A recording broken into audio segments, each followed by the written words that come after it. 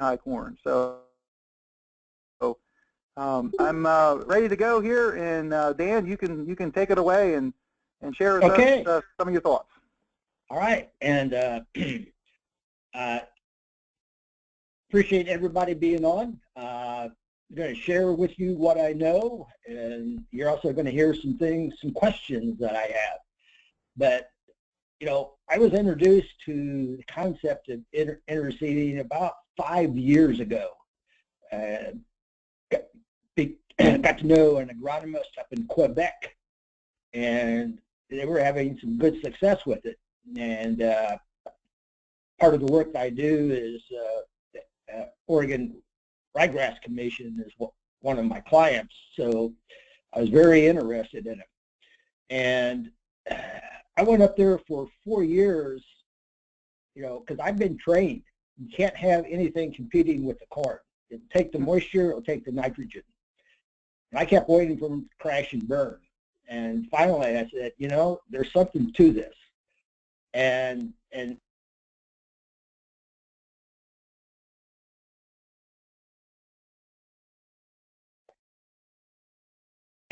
they were doing the last cultivation in the corn, and they were throwing a legume seed out behind him. So, you know, it's not really new. It's just that we've been taught that this doesn't work. So anyway, it certainly does. So here are some main things that we're going to talk about with interseeding: is the residual herbicides, the cover crop selection, and again, interseeding between V4 and V7. That is kind of the area that seems to work the best, and we're still trying to figure out the dynamics of that, but we'll get into that a little bit later. But the concept is that you need enough light to get the cover crop started. Then the corn shades it, and it basically sits there. So it's not growing. Either top growth or root growth is just sitting there. And then when it starts getting more light, then the cover starts growing. You have better conditions at harvest, and you know, the cover crop is off to a good start. So that's the basic premise. But this V4 and V7 is, we think that is the sweet spot, if you will. Okay, so again, this is fairly new. We're still fine-tuning the management. This isn't ready for prime time yet, but there's lots of growers doing this. I spoke at the National No-Till Conference, and we had about 120 growers there at my breakout session, and about 50 of them had done at least 1 year of interseeding, and about 40 of them were successful. So it's the concept, I think, is pretty solid of this V4 and V7. One of the things it's just going to take more research, more farmers doing it, sharing their notes, and to figure out what are the parameters that will determine success or failure. So basically, we're seeding about the same seed rate as you would after harvest. You can lower the seed rate if you're using an interseeder drill. If you're broadcasting it, about the same rates. That's one we need to investigate, but so far it looks like it's pretty well spot on. Big question that we have is, too much shade may cause loss of stand.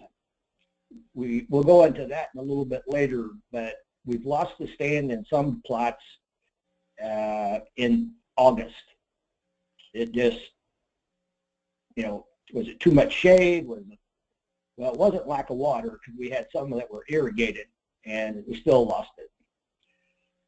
one of the important things, and again, people think that you're providing competition, but basically we have seen no yield drag and occasionally a yield bump. To me, the whole objective is, especially in the northern Corn Belt, is getting different covers started earlier. So that when the corn is taken off, it's already got to start, and you're going to get a lot more benefits out of the cover crop if it's got more days that it can grow. It also fits in as we get into some of the equipment, I think, as we look at doing things like side dressing and seeding the covers in one trip. So we think that the best fit is in the northern Corn Belt, but that's based on where most of the activity has taken place. And we can go in and talk about some of the issues as we move further south, for example. I think that if we're using cool season cover crops, the heat of July, August, temperatures may be just too warm. Also, if it's a soil that has limited moisture capacity, it could run out of water also. So, but the big thing is, it's kind of like what they call an EMT or a doctor. First rule, do no harm. So that kind of fits here. We don't want to cause a yield drag to get the cover crop established. So again, we think that's in the northern Corn Belt. Now, where's the northern Corn Belt? Well, we don't know. We think north of I-80 definitely has lots of opportunity, but it may be north of I-70. So that would be like from Indianapolis to St. Louis as a southern boundary. We've seen more success with corn populations less than 33,000. We've seen more success where the corn is 6 to 7 feet tall. That 33,000 and 6 to 7 feet tall, if we don't screw up the herbicides, that usually works. And when the corn's harvested, we've got the cover crop going. A couple of the issues that may cause the issue of losing the stand is the leaf architecture. We think that the upright leaf may help, or the flex ear, but of course that growth there is going to be dictated by the weather conditions and the soil. And this is something, for the first 2 years, I wasn't even paying attention to the leaf architecture. And then another wrinkle that came up, because again, we need enough light to get through the canopy down to the cover crop to keep it alive. And this is just a question, but we have some areas that have too many overcast days, may further reduce the sunlight. And here in central Indiana, we thought last year, going into early July, that we were looking at record yields. But August, the temperatures weren't hot, but we had a lot of overcast days. So we're not getting the full sun potential. And, was it a synergistic effect where we had high population, tall corn, and overcast days? We lost the stand in a couple of plots. And if one of those would have been missing, would it have succeeded? I don't know. So again, we're just trying to play the odds. The lower populations and 6 to 7 feet tall, I'm pretty well convinced that we're talking 80% plus success if the right residual herbicides are used. This higher populations, upright leaves, these are all fine points of that may make the difference in some years. I've had some growers give me pushback. Oh, I don't want an upright leaf. If it turns dry, it's going to use more moisture. I don't know if that's a fact or not, but it sounds reasonable. But that's another area I need to do more research on. Okay, so why the northern corn belt? What makes it fit? Well, the corn is generally shorter the further north one goes. The day length is longer. In July, I checked the difference in day length from Indianapolis to Minneapolis. It's an hour and 10 minutes. Doesn't sound like a whole lot, but you take that over the growing season or at the time when the covers are up, it could make a difference. Also, generally lower high temperatures in the summer, and I know there's exceptions to that, but if you look at the extended period of very high temperatures, certainly more in the south, and generally fewer prolonged dry spells in the summer. The places where I dug in August, I only found the roots down about 5 inches. Now, I didn't dig in every plot, but it was the ones that I did dig, the top growth and the root growth pretty well mirrored each other.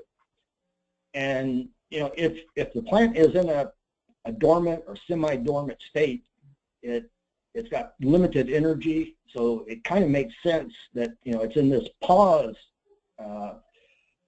area of, you know, just trying to hang on, trying to survive. You know, it wants sun.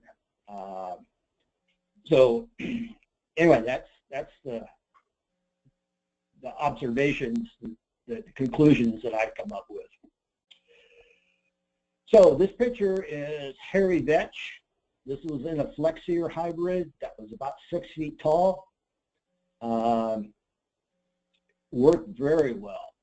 It was a couple of weeks later than this, it was the vines were actually starting to climb up the corn plant. Dan was getting pretty nervous on this one, that it's I mean, we actually talked about, do we need to come in and hit it with some 2,4-D?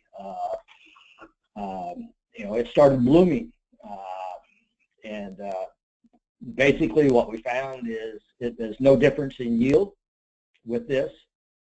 So I think popcorn has worked very well, and again, not necessarily with hairy vetch, but with some of the other cover crops that we'll get into. I think seed corn is a possibility, and silage corn, but I have real concerns because both of those, I mean, we have some big dairy here, for example, and you know, they have crews, that's all they do is shell the corn, cut the corn silage, transport it out, lots of traffic, semis. Both of them, they go by the calendar regardless of weather conditions, and if we've got just a young cover crop out there, I don't know how much traffic that it will be able to take. So again, the upright leaf architecture is one that we definitely want to explore more. But again, I still think, you know, if regular architecture, 34,000, we don't have the overcast, you know, maybe that would still make it. And I'm kind of careful who I talk to about interseeding. It's and this is just this is not for a beginner. It's you know, one of my rules that I have is I never suggest a farmer to do something if he can't sleep at night. And so generally, I've seen it. I know there'll be exceptions, but the farmer has got more than 5 years experience with covers is what I think is, and obviously he has a very open mind, willing to try something new. Okay, residual herbicides. This is, we had a number of failures because guys said, I want to try that. And well, but when time they called in, they had already put down their regular herbicides. So we have some who, and I hesitate to even say this out loud, but we've had some that have just used 2 applications of glyphosate, and a pre and a post, and that has worked well.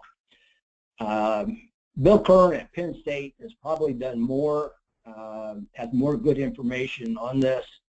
And this is one, though, you're going to have to figure out yourself.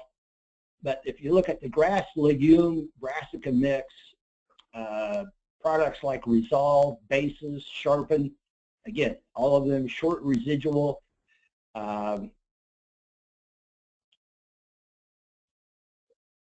Injury possible. Plots that I've done where we've had atrazine at 1 pound or less, we have not had any issues. You get over 1 pound, we've lost the stand.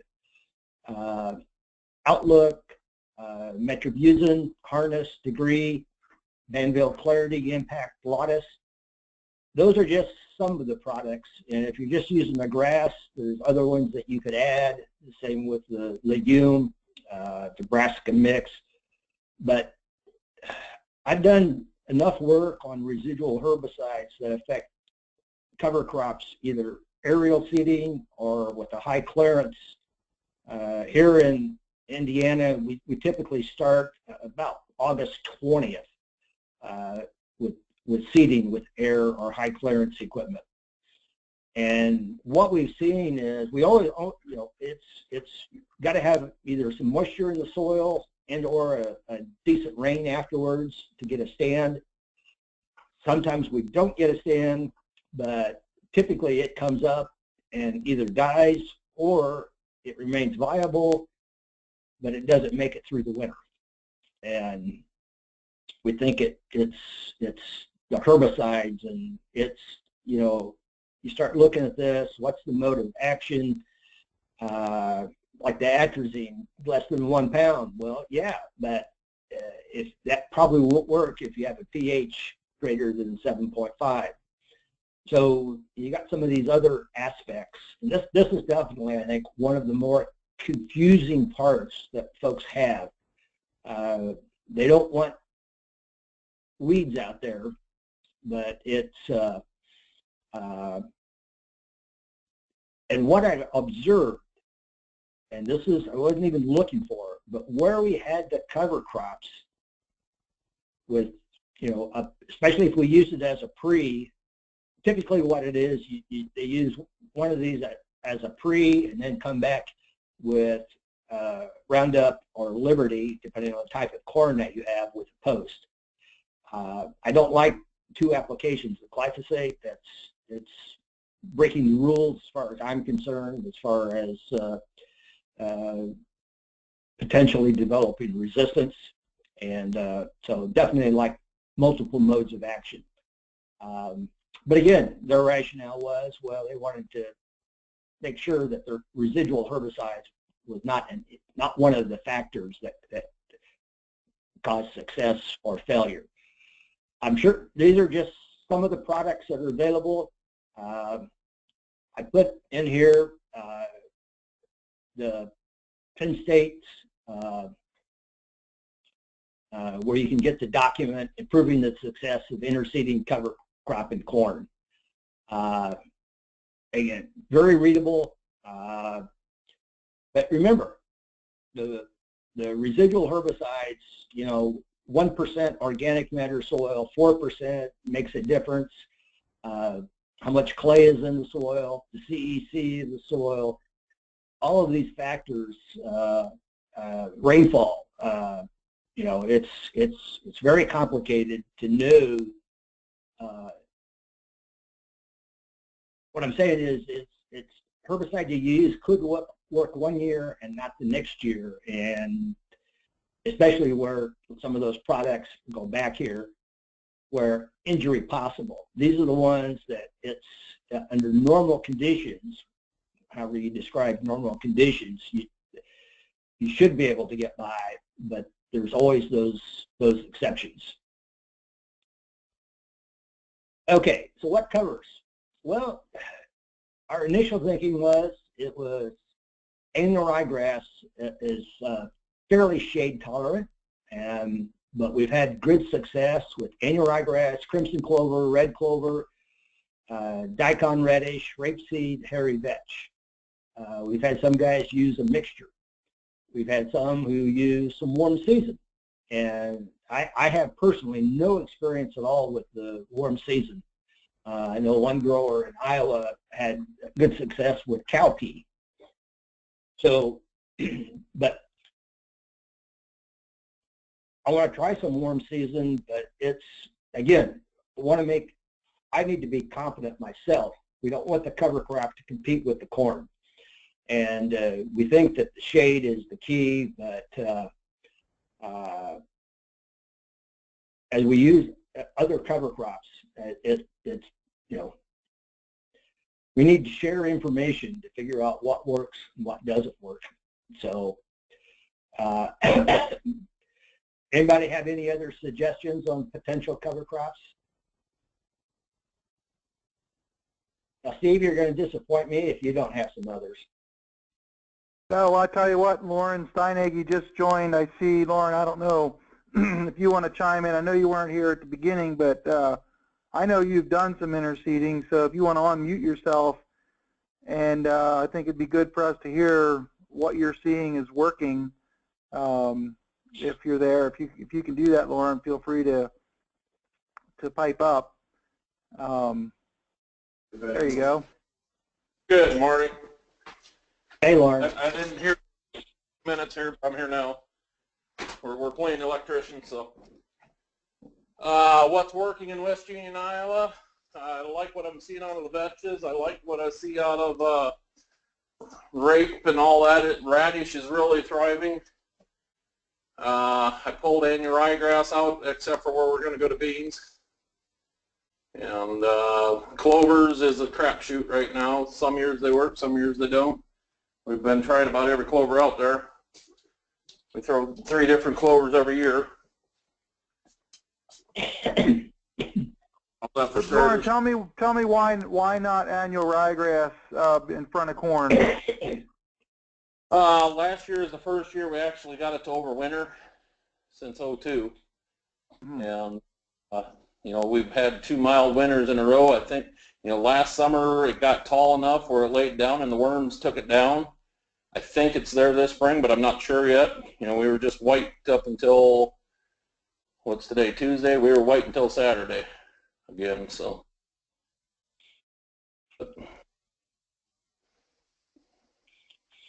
One of the things, Dan, go ahead. But no, I would say it's we brought up some good points there. Some of the covers that we've had issues with making it through the winter, one of the things we want to see is getting it off to an earlier start. You know, if that can make a difference, and we know if we, you know, or we think we know that it's, you know, we've got less residual herbicide that may be weakening the plant itself and making it more susceptible to winter kill. Well, again, coming back to you, Lauren, because you've had the experience. How soon have you planted? What's your preferred seeding date? What stage of corn growth? Pretty much eliminated all residuals except for right on the row. And then, you know, I'm pushing V4 this year. I might even try some down to V2. We might run some at planting yet. I'm not sure. It's all going to depend on the spring. I mean, it's a gut feel type deal. You go, when you think it's right, you go. The earlier the better. Every year we win earlier, I'm happier. But we cannot get by without drilling it anymore, too, is the other option. Okay, and it just happens, I had a phone call from an Iowa grower yesterday who wanted to plant annual ryegrass and corn at the same time. I don't know if he's going to do it. I tried to talk him out of it. I've seen where Quebec tried it at V2, and again, it's all about the race for sunlight. The annual ryegrass won the race when he planted it at V2. You know, when the corn was 14 inches tall, the annual ryegrass was about 20 inches tall, and I think you're in competition then, and if it wins the race, so you don't get the shade, so it slows the growth down or stops it even. My logic, which I could be wrong, my logic says it's going to be competing then. Well, some of that. Now I know for sure that Lauren's going to try that. I know.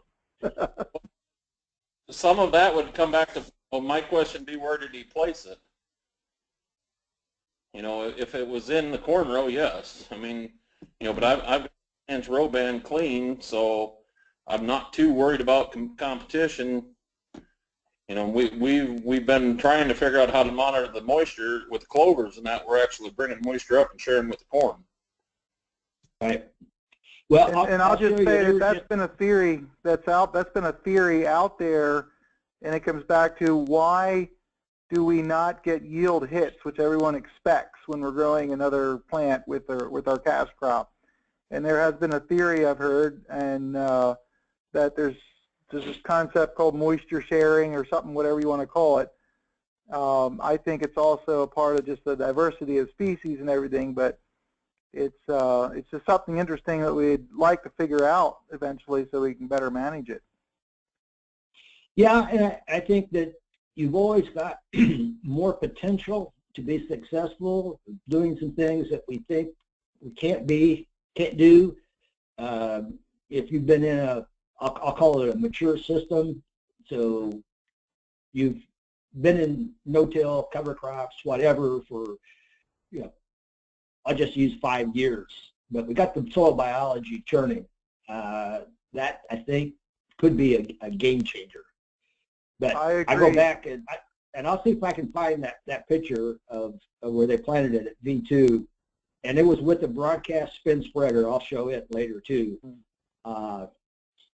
And it did not look good. So I mean, you can tell the corn was being yeah, stressed. I'll just say, I think you hit on something very key there, Dan, and I think it also, knowing what Lauren's doing and some of us, when you're down the road a few years or 10 years or even 20 years, the rules of the game change the longer it's being played. And you can do so much more once you get into a biological type, more of a biological soil. So I'll just leave it at that. Dan, why don't you continue on, and then we'll have time for some questions at the end. Sure. Okay. Well, this is how I got started. Pretty cheap equipment. Didn't cost me too much at all, but I mean, it was, you know, a few growers, and just, you know, again, they thought it was crazy, but they were willing to try it, and so we just did a very small area just to see how it worked out. And well, obviously it worked out, so that's why we're here today. So it's this is the cedar that they were using in Quebec.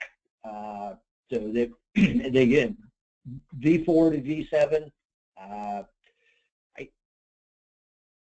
got twin spreaders, so they were could spread annual ryegrass, and that's mainly what they were using up there, is annual ryegrass. At that time, at least, they may have changed. So it's as you can see, the picture, it was 2013 when I was up there the first time, and but that was working very well for them. This over here is the rotary hoe that I wanted to do plot work with, and it was basically we pulled that out of the fence row, cleaned it up, put on a Gandy linear seeder. The theory was that the rotary hose would give just a little bit of soil disturbance, help improve seed-to-soil contact. In the 2 years that we've used it, I don't think that they did any good. We had good moisture in both years, and it just wasn't. We didn't need it. It wouldn't have done it. And also, I think if it was dry and the ground was hard, I don't think it would kick up much dirt. This is the side dress rig with the air seeder mounted on it. Variations of this, I think, are the most common that are out there. You can combine trips. We know what one of the big issues of getting covers planted is farmers are too busy, they don't have time. Well, so this is one way that you can combine things, and the timing of side dressing at V4 to V7, that works out very well. So seeing your cover crops at that time. This is BZ Manufacturing, Jim Hershey in Elizabethtown, Pennsylvania. Again, added these are, if you look here, these are actually 2 press wheels. So it's a little bit like a drill. Double disc opener is just slicing, and then the press wheel pushes. It's good to see the soil contact. Penn State developed an interseeder. They can side dress, spray herbicide, and seed the cover crop. And it was, last year I know it was only available in 4-row and 6-row, and in this part of the world, that's not going to work for most of our growers. But I think it's just a matter of what the growers want. But again, it gives you that good seed to soil contact. So you're going to get a better stand. It's with that better seed to soil contact in drier conditions. So it's also more equipment. So it's just, in your soils, what's going to work best for you. This is a Dawn prototype, high clearance. You could go into a little bit taller corn. Again, 2 rows. And this one's just, again, side dressing and seeding cover crops at the same time. This is one of the farmers that I work with quite a bit. He took his Miller Nitro and he put an aluminum boom on and 2 smaller seed hoppers, so he can go from spraying herbicides to seeding cover crops in about 15 minutes. The only one of that kind that I'm aware of around. So gives them a lot of versatility. But this is what we're looking at. This is, again, from Jim Hershey's farm, what it looks like, early on in the season, and then later on it fills in very well. So again, this is not too impressive early on, and even later on it's there, and we know the corn's dried down, so it's getting more sunlight, and it's off to a good start. But we also had this. This is where we lost the stand. High population corn. Corn was 8 feet tall. One of the concerns that I have is, even if we have the right herbicides, if we've got a compacted layer, and again, this typically won't happen, but in a mature system, but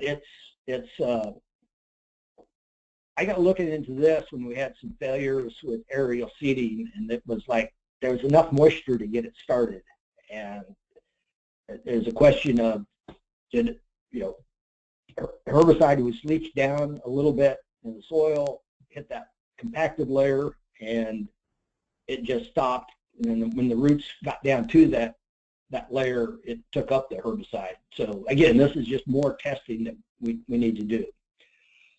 I would encourage anybody that's doing interseeding, to do strip trials. You may be looking at a 2 to 3 bushel yield bump the year you interseed.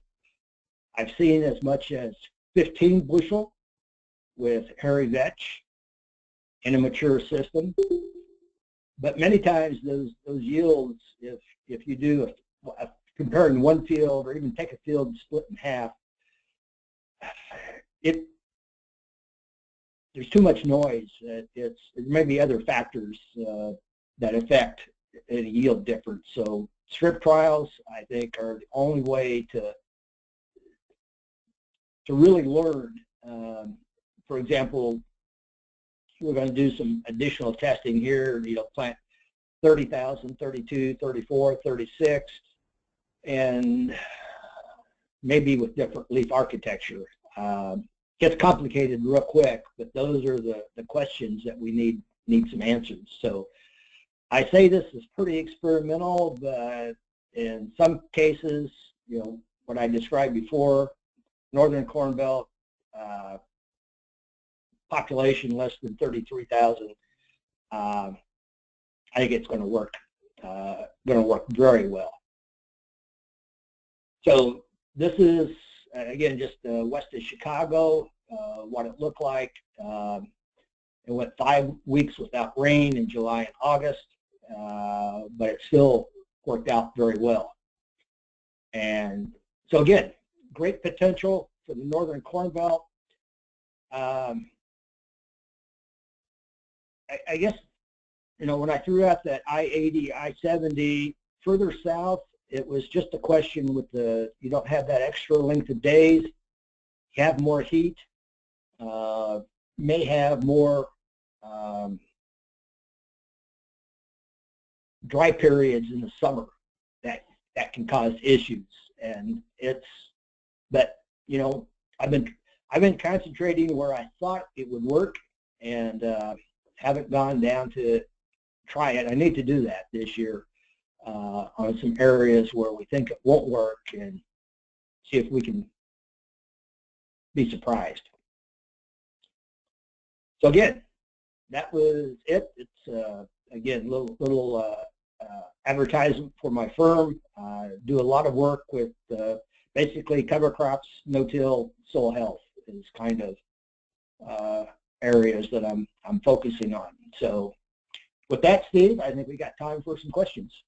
Yeah, thank you. Anyone wants to ask a question, you can unmute yourself there and speak up. I will just say, as in the context of being more in the South, and I know we have Mark from Georgia and from Oklahoma here on this call, one of the things you could say is that the opportunity to plant a cover crop tends to be, well, it is a bigger opportunity because you have more warmer weather in the fall. That being said, with various rotations and so forth, this interseeding may have indeed a fit for the South. So, yeah, anyone have any questions?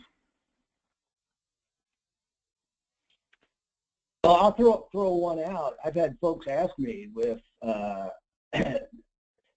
we have a number of guys that are in 30-inch rows now with their soybeans, and I've discouraged doing it in soybeans, but I just I think its cover is going to get shade until the canopy closes, but then after that it doesn't get any light. And anyway, that was my rationale, but I'm again, that's one we need to try just to see what happens. Mm-hmm. Hey, Dan, this is Conrad Martin. Just had a question about after these cover crops, after the corn is harvested, do you see a difference in the vigor of those cover crops? Like, has that dormancy period caused them to then be less aggressive later in the fall, or do they have pretty similar, energy to grow and biomass as something that would have been planted right behind the corn harvester? I haven't seen any difference at all.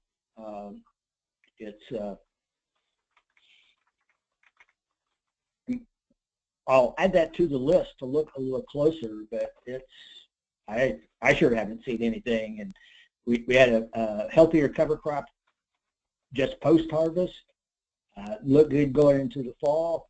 And for ones that are on the bubble of winter kill, having that additional growth sure seemed to help it make it through the winter. But again, we haven't done it in that many winters, and so that's again one of the questions I think that we need to ask. But no, I didn't see any setback. Steve, have you? Yeah, I just want to make a quick comment. Here we did, I believe, 11 comparisons side by sides with different corn maturities and interseeding, and we compared what was interseeded versus what was planted immediately after harvest. And this was from 83-day corn to 116-day corn. And without having the facts and figures here, typically your interseeded corn, as we probably all know, looks pretty lethargic and ratty during August and September, and it starts perking up by harvest. But as soon as you harvest and the sunlight's there, it very quickly seems to get back to what I would call normal. Now, I don't recall that we took biomass data. We might have. I'm not sure. I could get back and look. That was 2 years ago, I believe. But that's a good question. Yeah, I saw, Lauren, you were on muted there. I didn't know if you had a question. Go ahead, and if you do, or a comment, go for it. I was just going to say it's our only option other than cereal rye to get some diversity. Mm-hmm. I mean, chances are it's going to be froze up within 2 to 3 weeks after harvest around here. So mm-hmm. when you talk all that, if you're going to try to get some diversity, Interseed's the only option here. And I think that's why it's nice that it's working in the northern climates, because that's a very, very real factor. Yes. Yeah, it's part of it is to give an option. I've seen it. Well, we like to see cereal rye around here planted within the first week of November, but I've seen guys put it out there in December. I mean, it was almost a frost seeding practically. And so again, it gives you that opportunity for diversity. And the warm season covers are one that I'm really keen on seeing how if those are if they do have the fit. And Lauren, have you tried any warm season covers in an interseeding situation? I'll just mention I did some sun hemp, and it was kind of interesting, but it kills then right away after the season. But just curious, Lauren, if you've tried any warm season. We're going to be trying some from Texas this year, but last year we had Facelia, we had I'm drawing a blank here. We had up to 15, 16 different ones out there, and most of them came on good, but the shade took them down. But I still think we got benefit. Even buckwheat, we were getting benefit just from the buds, attracting benefit. We had temperature data this year that showed with the interseed we were actually warmer in the spring than tilled dirt, and as soon as we hit canopy we actually went cooler, and then as soon as we broke canopy on the corn we went back warmer again.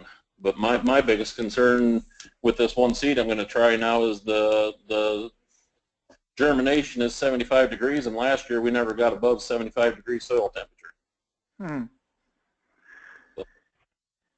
Yeah, so I know you're going to try a lot more of this whole temperature thing in different aspects. That'll be curious to see how that all works out. Yeah, we expanded we've seen enough this year, we doubled the temperature probes and all that, and now, like I seen the pictures the other day, we're having video monitoring and all that to it. So. Any questions from Mark from Georgia? You're going to have to unmute yourself to get back on. You can do it if you want to, if you're there. Or Alberta, guys, have any comments? Any other questions from anybody else?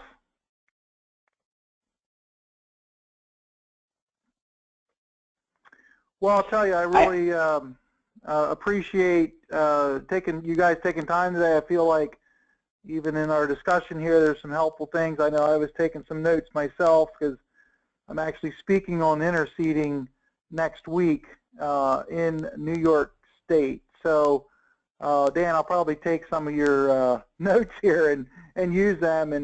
And I would just mention that next week is, instead of our normal Tuesday, it's going to be Wednesday because of that meeting. So Wednesday at 11 a.m. We'll be talking about how to control annual ryegrass. So something that if you have annual ryegrass out there, you want to be thinking about that before the day arrives that you need to do it if you haven't had a lot of experience before. So thank you, Dan. Who's doing that one, Steve? Well, Steve Groff is doing that, but it'd be great for Dan Towery to be on the call because I know he has a lot of experience with that. So hope you can join us next week, Dan. Okay, we'll look at the calendar. That's right. Well, it'll be next Wednesday. So, and thank you, Dan. Yep. Dan has done a tremendous amount of work in promoting cover crops, and so I appreciate all you're doing in that, and you took time to do this today. So I thank you all, and until next week, we'll see you later. Okay.